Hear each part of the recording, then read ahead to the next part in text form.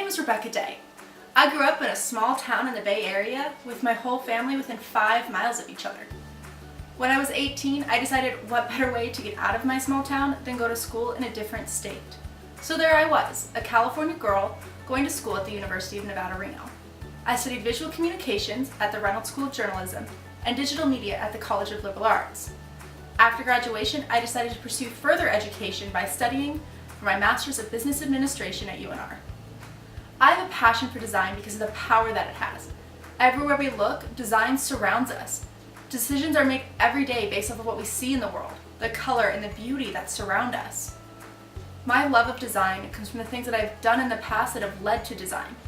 When I was little, I would spend hours drawing on sidewalks, doing arts and crafts, and getting more and more images into the world. As I got older, I thought it wouldn't be possible to make a living from design, so I pursued other avenues. I tried becoming everything from an engineer to a vet, but the whole time I always went back to my hobby of adding color and design into the world. What I learned is that no matter what I tried, it never made me happy since I wasn't passionate about it. When I decided to take on design as more than just a hobby, I noticed that sticking me in an office and expecting me to be able to come up with something new and creative is something that doesn't work for me. I believe that the best designs come from past experiences and current state. I believe that it's okay to have to leave and look at something that isn't my computer screen. It's okay to have a day that I feel like I got nothing done, because chances are I got a lot more done than I think I did. The people that feel like they have to push out 100 designs before noon and 100 more after are the people who are designing for the money, not for the love of it. Designing for the love of designing means taking the time and effort in everything that is created. Designing for the love of designing means that everything I see makes an influence on what that day's designs will look like. If I'm having a sad day, my designs will probably show that, and that's okay.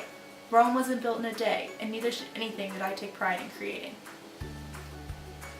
There's nothing like seeing my designs on the shelves in a store, on a shirt, or wherever else the design was going. I'm proud to have designed it. Being a designer means that you have to know what it takes to make every moment you spend with the design worth it. It's a moment that you can't get back, and you better spend it making it the best it can be. Being a designer means hearing criticisms that aren't just words you hear. They're words you take to heart and use as fuel and encouragement for your next designs to make them better. Being a designer is being yourself in your work. It's being vulnerable to the world around you. It's allowing people to see your personal thoughts based off what you put down on a screen. Being a designer is taking pride in the works that you do and not letting a moment pass you by to pursue the dreams that can change your life. Since there's so much design in the world, it can be overwhelming to get started. The different types of designs range from print to UX. Just because there's so many different types of designs and because you're a designer doesn't mean that you have to be able to do it all. It's best to specialize in one or two of them.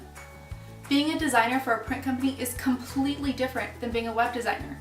Yes, you may understand the different principles and know what looks good and what doesn't, but the way the designs have to be set up are really different. When it comes to being a designer, the hardest part can be saying no, and sometimes that's what's best. When I'm reading about designing, a lot of what I read is about how to do something, how to create the perfect vector image, how to do special effects in Photoshop. But what I notice is there's very few blogs for designers to be able to share the experiences they've had about being a designer. Through my experiences, I would have loved for someone to tell me that it's okay to have taken a day off. It's okay to not have had the love for a single design in the beginning, but coming around to the idea. So here I am, still teaching myself that it's okay to have some design setbacks and adding some color on what it's like to be a designer, not just how to do it.